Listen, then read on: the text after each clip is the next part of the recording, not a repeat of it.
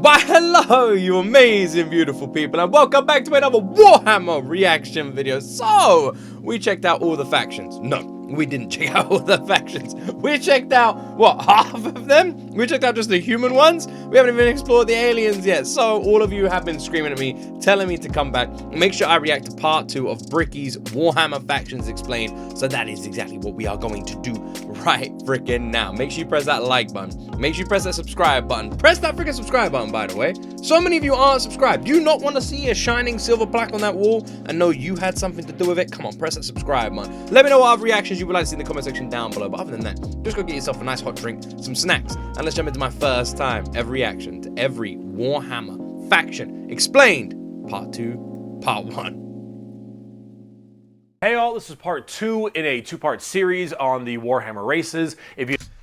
By the way, before I even continue, go subscribe to Bricky, link to their channel in the description. If you haven't seen part 1 yet, we do the Imperium of Man. You can check that out in the description, and I would highly recommend you watch that to get context for this episode. If you already have, go ahead and keep on watching. So after an entire episode of nothing but humans, we can now talk about chaos, which involves humans again, but a little bit less. We also got demons and shit. I just felt someone Wait, there aren't aliens?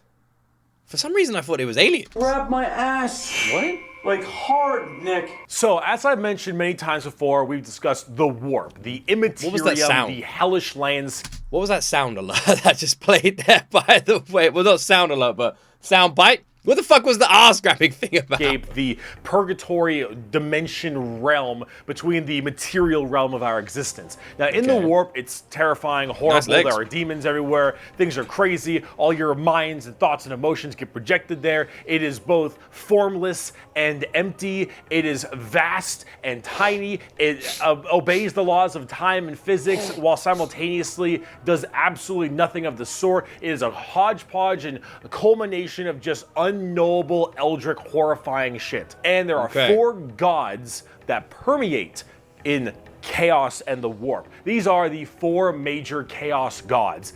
I thought one of the gods was like, looked kind of alright. I remember, was it not the last video we checked out, and there was like one of the gods looked kind of chill? These gods do not look chill. And if we wish to learn about chaos... Okay, they look a bit more, this is the picture I was talking about. One of the gods looks fairly chill comparatively to the rest of them. And that's clearly the one in the bottom left. We need to learn about each and every single one of these chaos gods. First up, we have Khorne, and he is the easiest. Khorne is your classic Satan. He is all about anger, murder, fighting, blood, guts, death. You ever heard the term blood for the blood god, skulls for the skull throne? That's Khorne. The whole idea is that he is all about the fury and strength. Did blood for the blood god come from him? He doesn't care where blood comes from, so long as blood is flowing. He wants to fight and murder and carnage and slaughter and death, death, death, death, death. That is Khorne. Very simple to understand. Next up, you have Tzeentch, and Tzeentch is the god of change. However, the god of change, it's permeates in so many different other ways. He's the most eldritch of all the demon gods. He has this weird way to always be plucking at the strings of the universe. He's always conniving and scheming and doing his best to cause as much little bullshit as he can. Tzeentch is unknowable. Everything that makes sense, he will and won't do. Every future and setting and every type of destiny or fate is all foretold and also changeable. It is set in stone while also completely random. He knows. Describing any of this shit is like trying to describe something you've never seen before. Like Bricky's description of all of this so far has been, this guy is both indestructible and can die in one hit. He can both fly but cannot fly. He can both run really fast but has no legs. Like, I don't understand. None of this makes any sense. Where everything is going to happen, and also that none of it's going to happen. You would ask Tzeentch a question. That question leads to 3 more questions. And those questions lead to the heat death of the universe. My head is going to explode. 4 answers to those questions. And then he thinks to himself, what are questions even really? And are you even asking the questions? Or are you simply giving paths to answers and other horse shit? Tzeentch is just, I'm gonna fuck with stuff. He is yes and he is no. He is the understanding and he is complexity. He is unknowable. And that's what the God of Change is about. Very bizarre. And he likes birds. I really miss the humans. I really miss the humans. They were a lot easier to understand. They like the humans were just kind of like, here's the humans. They want this guy is their leader, and they fucking love him. There you go. He is unknowable, and that's what the God of Change is about. Very bizarre. And he likes birds a lot. I don't know why. Next up, we got Papa Nurgle. Papa Nurgle, he loves you for who you are. Probably not. He will murder you just the same. But Papa Nurgle is about rot, pestilence, death, and decay. He is the end of everything. Him and Tzeentch do not like each other very much because where Tzeentch represents change and adjustment, Nurgle represents stagnation and death. He is all about miasma and pestilence and large bloat and pus and organs and people just being sedentary, sloth. He is the idea that everything will rot and decay and die. Nothing is certain besides decay and death. All of us will end up the same way. This guy sounds broken down pretty fucking, through just zombies, never-ending feels about right. This is gross as shit. So the joke that Nurgle always loves you is generally because of that. Because we all end up the same. We all rot and we all die and wither. That's Nurgle, and he's got a general theme of course, pestilence and different kinds of diseases. I bet he loves bugs. I bet this is a bug guy. And sickness and things of that nature. That's generally Nurgle. He's pretty easy to understand as well, and he chunk. Finally, we have the youngest of the Chaos Gods, and that is Slaanesh, also known as the Prince of Pleasure or the God of Unspeakable Excess. So wait, this is the Prince of Pleasure.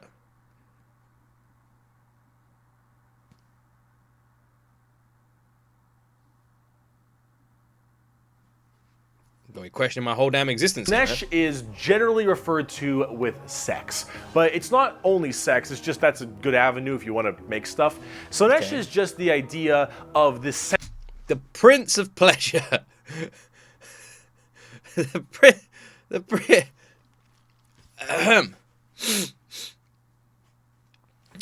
Well, damn, bro. Well, damn, bro, indeed. Senses of the body being cranked to not just 11, but more like 17. See, we'll discuss Slaanesh a little bit more when we talk about the Eldar, because they done fucked up. But it, or whatever, is mainly about just the excess of emotions. And therefore, sex is generally a large part of it. However, it's mostly pain and torture. Wait, the fingers are under the skin. It's kind of like fucking Deadpool person. Lots of pain, torture, but sometimes sexually related or drug related. Lots of drugs. Lots of drugs. Slaanesh gets off on everything. Extremes in happiness, extremes in sadness, extremes in pain and sadism and masochism. At first, honestly, it didn't sound that bad. You know, it's like, welcome to the world of parties, drugs, sex, good times, torture, killing, violence, and it's like, wait, what was the last three? What?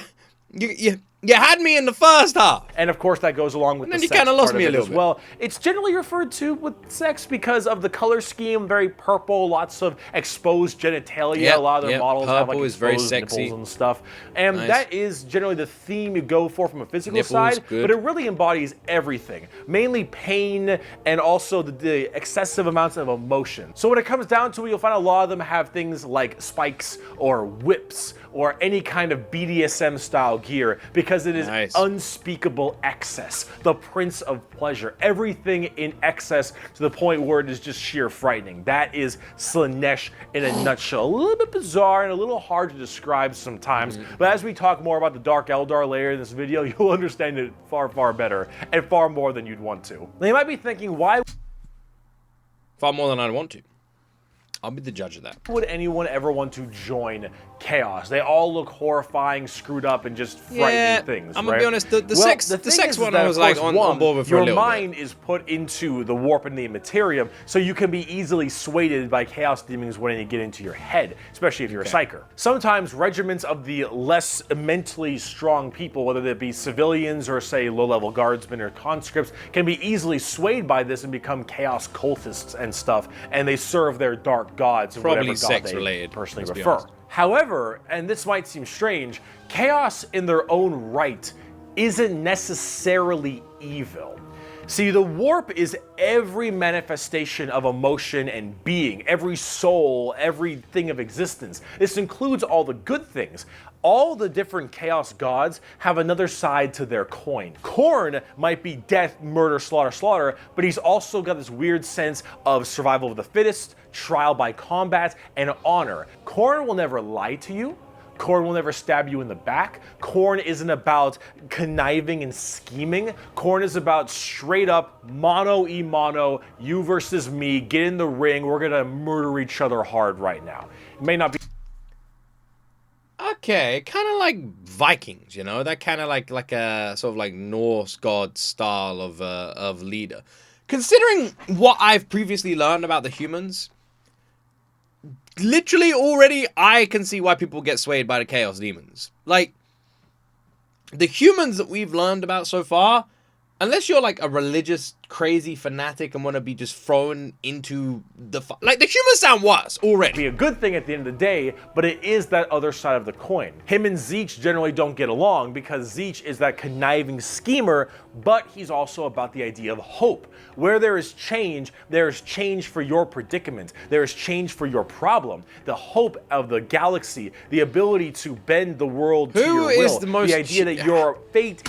If I was in the Warhammer universe, how am I surviving? Is there a way I can survive? Who do I, like, let's say tomorrow I wake up, I'm in there. Where do I go? Who do I hang out with? Who are my boys? It's not set in stone, but in reality that you control your own destiny and can control That's what I'm trying to work out here. The changer of Tzeentch, ways. Tzeentch my guy? That is Tzeentch. And of course, Tzeentch and Nurgle hate each other because while Nurgle does represent stagnation, death, and decay, he also represents finality. An ending. The fact that you can be mentally at peace knowing that you will end and how you will end. Fear of the unknown, fear of change is not present with Nurgle. With Nurgle, everything will rot and die, and that provides that finality, that ability that this is over. We are all the same, and we will all end the same. We know the meaning of life. The meaning of life is to live and die. One of them was like, one god is honor, and like honor amongst the fight. The other one is hope, hope in your future, hope in changing your life for better. And then there's Nurgle. He's pretty chill because you can die, and that's good. And rot. And with that, it brings peace of mind. Slaanesh is a lot more simple. While they are the excess of emotion, they are also the representation of emotion. Slaanesh embodies happiness. Slaanesh embodies excitement and joy and pleasure, not only in the sense of the physical, you know, bam style of pleasure, but also everything else like food and drink and air on your cheek and sunlight, the feeling, emotion and feeling. All of that is also represented with Slaanesh. Kind of like in Slaanesh, you know, I'm a big foodie. I love my food. I love cooking food. I love eating food. I love going on walks. You know, it's a lovely day today. I went on a walk before recording this video. It was nice. Took my doggo out. You know, the sun is shining. It's not a single cloud. There's a nice breeze. It's cool enough to wear a jumper. It was a good walk. Slaanesh sounds kind of chill. But then the kind of torturing and mutilating part, I'm not really into that. You know, that's not really my vibe. I don't like I know it may be surprising, but nah, I don't really like that. And the other stuff sounds good, you know. Imagine a lifetime of cheekiness and food. I'm down for that. That sounds fun. It's the torturing when you kind of lose me, though, you know. I don't like that. So that you have to ask, so why are they always represented as super evil skulls and spikes on everything and want to murder everybody? I don't really got an answer for you on that one. My assumption is that because mentally, humans may think worse thoughts, even if we don't act on them, and therefore they're projected in the warp more. That one's a little bit weird. I don't know. This is me spitballing right now, but maybe. I don't know. You need a super bad guy. You already got the Imperium of Man. You need somebody to be a little bit worse than them. So you got demons. Honestly, who cares? I just want to buy like a bird magician. Look at him. So cool. So combining all this together on the tabletop, Chaos Demons are generally very melee-based. They run in, go really hard. You have lots of summoning and conjuring, tons of spells. Generally a little bit frail, but they have special saves to make them a little bit stronger. You've got giant demons and smaller demons. You got hordes of little boys and tons of big guys. Demons are as they seem. Demons. Nurgle is slow, Khorne is super scary in melee, you've got Tzeentch, who are far more into psychers and spellcasting, and then Slaanesh, who is all melee, really fast but squishy, but in lots of hordes of tons of melee and pain damage, of course. So overall, the demons are a huge part of 40k and a massive threat to almost every single faction with the exception of a couple. However, the big part about demons is also... I find it really funny imagining the idea of there just being this like really chill planet just in the Warhammer universe, just like Earth, even though Earth ain't fucking chill. But you know what I mean? Just like chilling, mind your own business, and one day you just see like a giant face in the sky, like one of those weird videos I always get recommended on YouTube. And I'm like, what the fuck is this? It's just like, whoa, it was fun while it lasted. Also transferred into the other 9 Primarchs we didn't talk about, which are the Chaos Space Marines. Chaos Space Marine. So Horse and all of his boys, all of them in the Primarchs, they have all also become Chaos Boys, and they all have their own special Chaos Legions, specializing in so many different things, just like the Adeptus Astartes, the Angels of Death, the regular Space Marines. Chaos Space Marines aren't a whole lot different than the regular Space Marines. They have the same armor, generally the same training and toughness. They just specialize in different kinds of things. And also a lot of the Primarchs have ascended into greater demons? They're demon Primarchs at this point. Gigantic, horrifying man-demon hybrids that are... I would really love to see like a Space Marine versus Chaos Space Marines. I want to see like a very well animated video of that. Pretty awesome, if I'm going to be honest. They look really cool.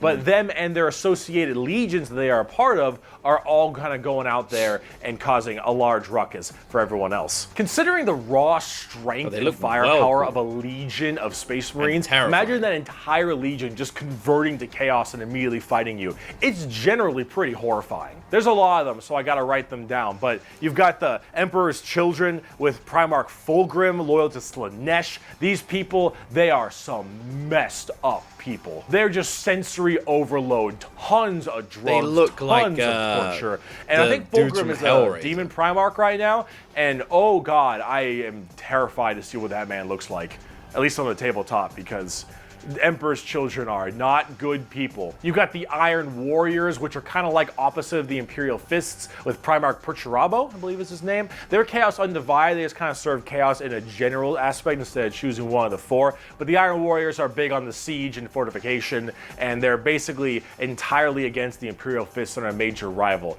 Perturabo, I believe, is also still alive, and I'm also very interested to see what he looks like, because Demon Primarchs are badass. You've got the Night... When he says he's interested to see what he looks like, what does he mean by that? And when he's talking about the Primarchs, is he talking about the children of the Emperor, like the 9 that went in against the Emperor? Is that what he's talking about?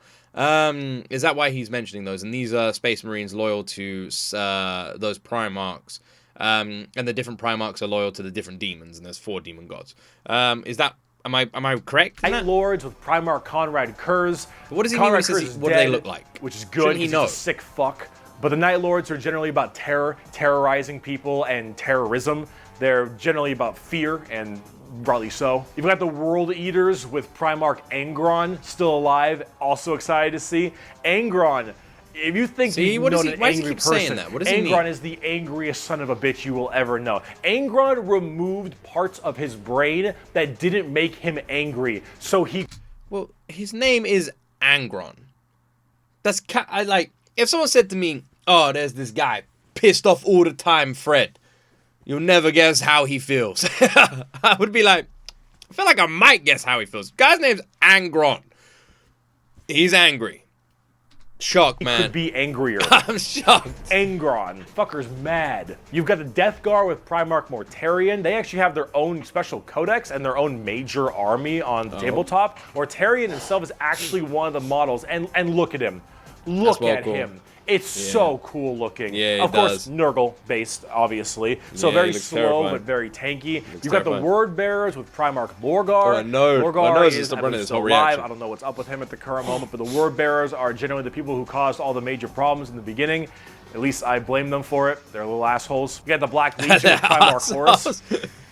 Get fucked, nerd. You've got the Alpha League. What happened there? Why did he say get fucked, nerd? And what's the deal with the Starship Troopers looking bug in the background? Who caused all the major problems in the beginning.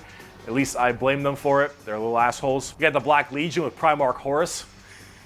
Get fucked, nerd. You've got the Alpha Legion with Primarch Alfarius Omegon. That's dead. Chaos. They look cool. I think.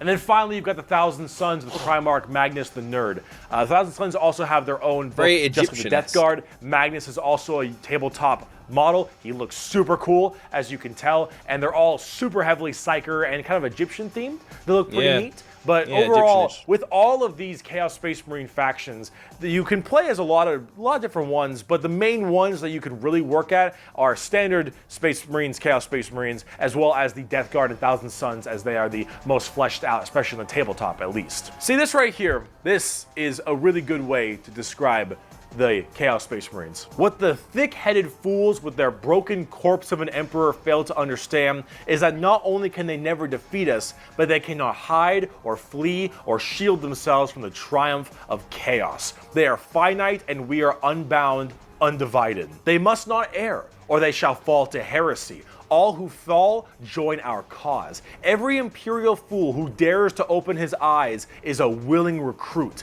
They strive merely to hold back our fury and might, and it consumes them. Thus, you can see chaos is inevitable. We lurk not only beyond their grasp and at their gates, we lurk within the darkness of their souls, on the tip of their tongues, in their tortured dreams. We are them, but freed from the shackles of ignorance. We are them, grown strong, evolved. We are them, but so much more. The idea of the Chaos Space Marines for me feels like, you know, you've got these religious fanatic groups, and if you question the existence of anything, you immediately go over to Space Marines, which just sounds kind of like a good thing to do, which is weird, you know? It's weird because they're the demons, but they don't really sound like the bad guys, but I guess Bricky did mention that. You know, the idea of opening your eyes and asking questions is considered bad in the Warhammer universe, but it's considered bad if you do and bad if you don't. There really is no one chilled in Warhammer, is there? Everyone is a fucking awesome. As hardcore as that quote is, the saddest part is they're mostly right. Chaos is basically unkillable. You could probably get rid of Space Marines, a decent amount, the Chaos Space Marines that is, but every soul that dies goes to the warp. Every Chaos soul will end up back in the warp. And depending on how hard you killed them, they will come back at some point. Every demon you banish will return at some point. Chaos is unstoppable. The warp is unending. And while maybe there is at some point some way to stop them somehow, the only way it sounds like to stop them would be to stop the connection to the warp, right? That'd be it. That's it. If you can close that door, no one can come through it anymore, then done. That's how you win. If you can't defeat, and if an army can't die, then you just got to move the army. Resources to do so, the requirements to do so, are so far beyond the reaches of man and the other races at the current moment that really it's just an unstoppable force that just keeps on coming and is just barely being slowed. Chaos is by far the biggest threat. They are without number, their legions are everywhere, and yeah, they're pretty scary. So, I promise, we're done with humans now. Let's talk about some Xenos. Not a human? So let's talk about the Eldar, or also known as the Eldari, which are a super hyper-specialized and very technologically advanced race of, well, elf people. They were, as well, responsible for the creation of Slaanesh, the newest demon god. How'd they do that? Wait a second. The demon gods were created by creatures. In this case, elves. Okay, my presumption was demon gods are kind of like celestial beings that no one really knows how they're created. They're just created. But the fucking elf people create a god? Debauchery on a world-ending scale. See, back in the day, it was just Khorne, Tzeentch, and Nurgle. And the Eldar are very, very ancient, millions of years. These Eldar, however, have a bit of a sensory problem. You know, every kind of pain or feeling that you have is a little bit amplified compared to the normal. However, with Eldar, as their race advanced so excessively, and they became so self-reliant, and everything became so easy, There was no requirement for food production anymore. There was no shortages. Everything was basically done. Everyone was so comfortable. So they were like, fuck it, let's make a god. Breeded this weird sedation. And that sedation breeded the requirement for more and more debauchery. Debauchery! Debauchery! Debauchery! When everything you have can be so easily acquired, you will end up down this road of pure debauchery. All of the senses the Eldar had that were so powerful, things like feeling, happiness, sadness, and just evil and good, all needed to be satisfied and satiated. And it's kind of curious because the way I am comparing it to like real world examples, hold up, well, let me finish, is like GTA. You know when you complete GTA and then you go through all the cheats, and you got all the weapons, you got all the guns, you got everything, all the cars, vehicles, and whatever. What do? Do you just chill? Or do you go on a crazy rampage? See what I'm saying? And the desire to satiate these senses grew more and more with worse and worse debauchery. It started off with things like nice sex legs, and man. drugs, Looking good. becoming so much more rampant because of these are the first things you generally turn to when requirements for living are so easily accessible. You would know. It would get to the point that made Sander Cohen in BioShock look sane. All right, this is the kind of debauchery it led to. It was constantly satisfying and satiating these sexual and sadistic or masochistic fantasies that only elevated and elevated, and this was species-wide. People started going down darker, more depraved, and more violent paths as time went on. However, some people didn't entirely take to that. Some of the Eldar were looking at this depraved species that they had become and said, no thanks for me, dog, I'm good. And they bailed. These are the Craftworld Eldar. They left on these giant continent-sized starships called Craftworlds. They believed in learning the old ways of the Eldar and pushing away from this depravity and debauchery and going back to their main roots. And kind of gives me like a Stargate kind of vibe, you know? Certain species and planets and that in Stargate kind of getting that kind of energy on a whole crazier, darker level. So they would segment themselves on these giant craft worlds far in the outer reaches of space. They even had this thing called the Webway. Remember what we mentioned about warp travel with the Imperium? Well, the Eldar had something way safer called a Webway. And the Eldar Webway is actually like a pocket dimension kind of thing. And in that pocket dimension, there were also more horrible, depraved groups and clans that would spend their time in there.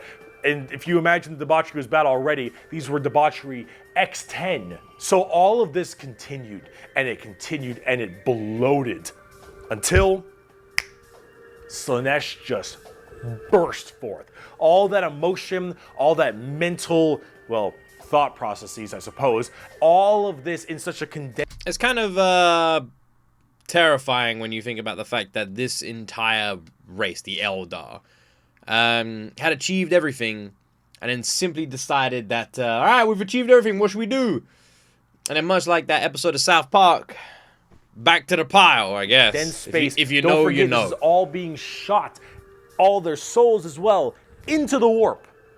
All this depravity. So the Eldar are right also part of the warp so as well. What happened? Boom! Slaanesh was birthed and killed off 90% of the entire Eldar population. Untold trillions had their souls ripped from their bodies and their actual fleshy bodies devoured by Slaanesh demons. The entirety of the Eldar race was eaten alive and their souls consumed to the Prince of Pleasure.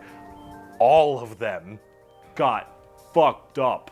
It was so bad that it literally ripped a warp hole into the fabric of the materium called the Eye of Terror. That's literally this like quasi-horrifying gateway portal from the materium and the immaterium right next to Cadia.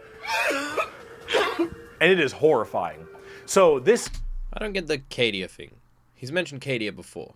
A couple of you in the comment section mentioned Cadia as well. I don't know what's going on with Cadia. Obviously, don't ever think like spoilers. I don't mind at all. Fill me with as much knowledge as possible. Slaanesh, also known as She Who Thirsts by the Eldar, slaughtered the entire population except for a couple. Those in the craft worlds were actually not affected by this, as they were so far in the reaches of the galaxy. That crazy crack, that birth of Slaanesh, only affected the ones in the center. So these Craftworld Eldar were able to escape, but Slaanesh got their sights on them. Every time an Eldar will die, their soul doesn't just pass into the warp naturally. It goes straight to Slaanesh, Craftworld or not. What about those people in the webway? Well, imagine that giant birth happening, but they were only able to just barely get a grasp onto you. Slaanesh was just barely able to hold on. These people are the Dark Eldar, or also known as the Drukhari. The Eldar population right now is so massively small. It is minuscule compared to any of the other most of the other populations in the universe. The Eldar are consistently having issues trying to get their population up, because as their souls are constantly being hungered by from Slaanesh, they realize their entire species is doomed. And they understand it very well. Since the time of the fall, our race has been haunted by what we, in our reckless pursuit of hedonistic indulgence, gave birth to. Though our dreams once overturned worlds and quenched suns, we are now but fitful shadows clinging to the edge of existence. All the stars in the sky cannot blot out the hateful glare of the red moon's eye. The birthing place of the great enemy pulses with all the malice of a demon that is dreaming, casting its shadow over all we have ever done and all we ever shall. So this is the Eldar are literally a race of people, well, not people, but you know what I mean, like a race that has become so drastically evolved, so massively evolved, that they lent into debauchery. Because of that, sprung forth a freaking new god, wiped out most of their population, and the only ones that were pretty much spared were either the nutjob ones who are crazy obsessed with it in the void, or the complete opposite of that coin, the ones who are chill and are trying to further like their evolution, or like go back to previous ways that they believe they've drifted far from. Every twisted strand of fate and casting of the runes leads me to this time, to this place, and it is clear that the final battle awaits me at the ancient Khorne worlds, a conflict the likes of which has not been seen since the Mon-Kai warred amongst themselves and their corpse of a seer fell to his traitorous son, is coming, and all my steps lead towards it, no matter that I walk other paths. I see the stars stained red with the blood of the Mon-Kai, and though their wars do not concern me, I would gladly let them destroy one another. I know that to avoid this fight is to condemn my race to inevitable doom, and though all I see is darkness, I know that I will not flinch from my destiny. And now let's talk about cute plastic models. Bro, I'm straight up not having a good time.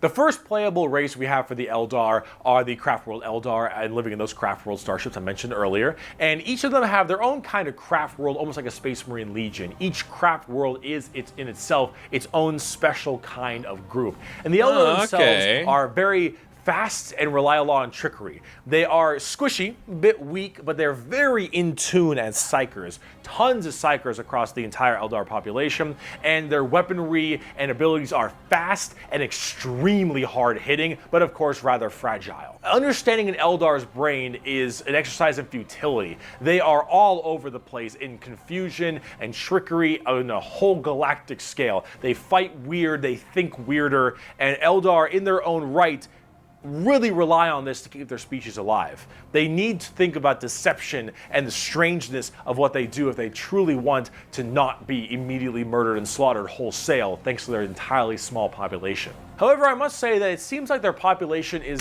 very much opposite to everyone we've heard prior to this, where every single person or race or planet or whatever the fuck up until this point has pretty much been like, we got millions and millions of people, trillions of people, just fucking in you go, in you go, in you go, in you go. And now it's the Eldar. It's like, we need to kind of think about this. let's use some tactics here instead of just running into this grinder like everybody getting else. Slightly better. These craft worlds hold millions upon millions of people, and as they continually, you know, reproduce and have their craft worlds expand, losing a few people in battle, while hurts a lot, they aren't really losing what's extremely precious to them. It's not like every single death means the death of their species. It seems like they're kind of on the upturn a little bit. They're still a doomed race, being sucked into Slaanesh every time someone dies, but they are definitely doing a little bit better than they were before. Eldar are fast, cunning, and what they don't make up for in tankiness, they make up for in extremely advanced weaponry. They also call humans Monkai, which is something I mentioned earlier. Okay, that is a derogatory slur for humans in the Warhammer world. Why is it called Monkai? Well, it's because you can't, in your game, call people monkeys. Yeah, I was gonna say, I'm guessing it's like a like an evolutionary insult, isn't it? You know, that's what I'm guessing it is. On the tabletop, exactly what I said. Not very tanky, generally pretty squishy. God, they look so like fucking cool. My word, especially those mech fast, things at the back. Hit fucking hard, amazing. Die fast. They look Exactly so cool. They've been good for a very long time, too. Those ones, whatever, We bring but the only yellow ones look death amazing. and leave only carry on. It is a message even a human can understand. Eldar. So, Drukhari. Let's talk about the Dark Eldar. On today's episode, Damn, man, I'm already fucked up. kind of liking these guys. So those people I mentioned in the webway, in the super deranged cults and the depraved people of the Eldar, The worst in the webway, they didn't quite get a hold onto them. So Slaanesh like has them, but it has them on like by the pinky finger. And they're slowly being consumed by Slaanesh, but they found out they can stave her off by doing Slaanesh things. The Dark Eldar are by far the worst, most horrifying, disgusting, depraved, and brutal race in all of Warhammer 40k. Bro, we've spent an hour and a half learning about factions in this fucking universe, and you are telling me that of all the sick and twisted shit I have heard, these motherfuckers sit at the top of that fucking tower. They sit at the top. That is an accolade. These are entirely a group of people whose full purpose to save their species from extinction, to go into planets, raid them, and take as many slaves as they possibly can to torture them for 1, 5, 10, 20, a million years, because that torture will keep them from dying. They look very BDSM style too. They definitely have a lot more spiky bits and they have a lot more of that. Looks more like a character from fucking Skyrim. A kind of leathery black look to them. But let's say you are an upstanding Imperial citizen, living life on a regular planet. You get invaded by the Necrons. The Necrons will shoot you with a deatomizer, and you will be destroyed in a millisecond, and that's it. Not the worst way to go. You are invaded by Chaos Marines or something. You take a bolter shot to the head or a chain sword across your stomach and you get cut in half. Painful, but not the worst. The Orcs arrive. They beat you to death. Hurts, but, you know, whatever. Tyranids, they eat you alive. It's pretty rough. Fuck that, man. Look at this thing. Look, imagine this fucking... Look at what I'm looking at here. Imagine this motherfucker knocking on your door. The Dark Eldar. The Dark Eldar. This is going to get a little graphic. I apologize. You pray you die. Rock and roll. You don't. You are instead taken as a human slave. Your life will be endless work and agony, 24/7. They will make sure you can't not die, as your pain satisfies them. They will... Gonna be honest, so far it just sounds like a bad manager at a company. Hook you up to all manner of torture devices. They will inject pain-based like stimuli drugs directly into your nervous system. They will slowly run razor blades across your skin. They will fillet you and pull out your teeth and your fingernails one by one. They will remove your appendages and your skin and wait for it to grow back so they can do it again. They will murder and torture and use the R word, it rhymes with grape, your entire family in front of you and do the exact same thing to them. You yourself will also be rhymes with grape anywhere and everywhere possible. And this will occur for 20 years until you are no longer satisfying to them. And then you will be contorted, crushed, and twisted into some form of trophy. A fleshy trophy, or a ring, or a couch, or a TV stand, or perhaps a wonderful hat, while you are, of course, still alive and breathing. And you will become a moaning, fleshy trophy for eternity.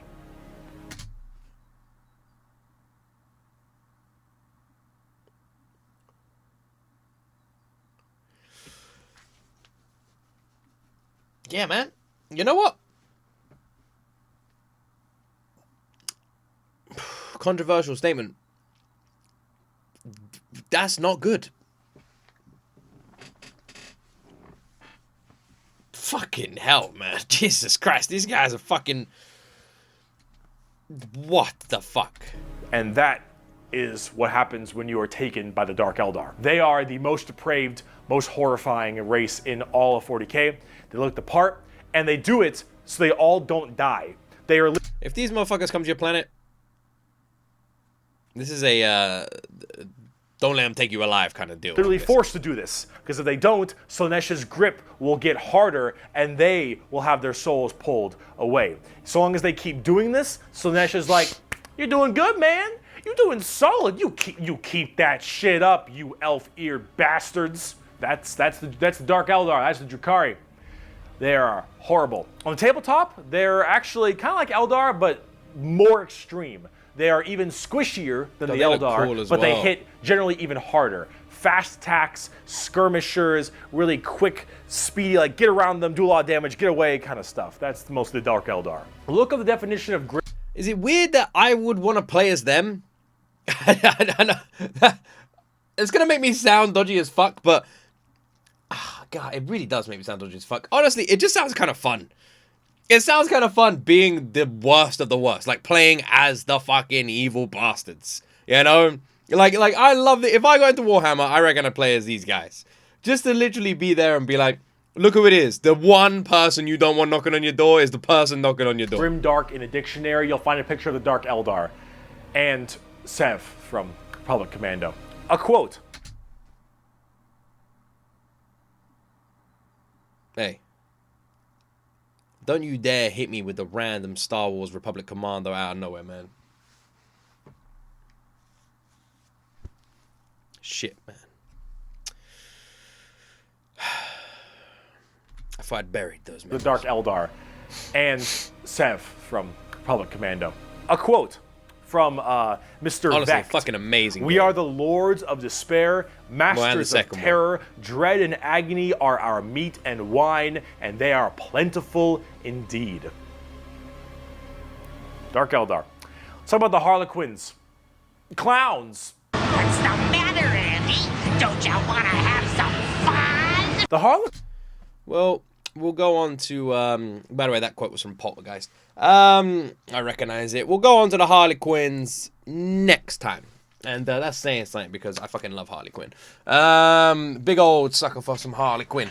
I have a funny feeling this ain't gonna be like the Harley Quinn I like. Harley Quinn's a crush of mine. And most people, it seems.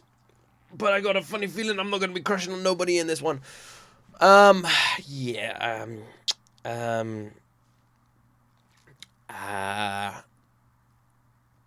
I feel like ending on the Dark Eldar is not great, but we're at the perfect halfway point now.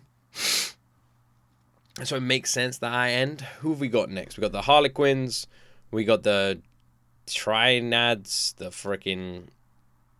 I don't even know what this is, but this is most replayed here. We got the Orcs, the fucking Necrons, and then the something Empire. Alright, so... Shit, man. The thing is... Warhammer sucks. Like, this world, so shit. The universe, so shit to live in. I don't think I've ever learned about a worse universe than Warhammer.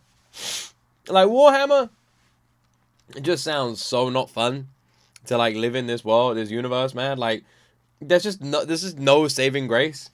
these dudes, I was literally like, the demons don't even sound that bad, but they are all really bad, but they don't sound that bad when you consider the humans are just massively obsessed with this emperor, and if you don't even like him a little bit, you're fucked. So you have, like, these are your choices in the Warhammer world, it seems. I either praise the emperor. If I question him, I'm dead.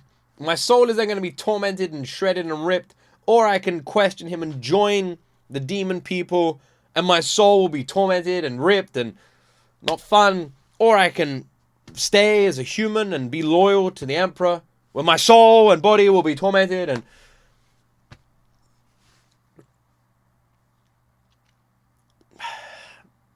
Fuck me, man. But yeah, the Eldar dudes, if you saw their ships in your atmosphere, like, every planet needs, like, just a button you can just press, you know? Like an ejector seat. So, chink, you know? Because, yeah. Yeah. Maybe that's your thing and you'd be excited, but yeah, I don't know. Being turned into a chair for all of eternity doesn't sound that fun. But then again, well, we're learning a bit. We're learning a little bit more. God damn, man, this universe gets more and more terrifying the more I learn about it, and there is no hope at all. Anyway, I hope you guys enjoyed my reaction. Sorry about my freaking sniffy nose. It hasn't stopped running all day. I'm only half sorry because you guys don't have to, like, deal with it. I'm dealing with this shit all damn day. You guys just deal with it for a little video. Anyway, I'll be back in a few days, I guess, with the next part. Please make sure you continue to support these videos by liking and subscribing, and one day we can get a plaque on that wall and have an awesome freaking day. And shout out Bricky as well for just making all of this so consumable and interesting. And that's it from me, my friends. I'm sure it'll get happier next time. Anyway, I love all of you. Have a great week, and as always, you will see me in the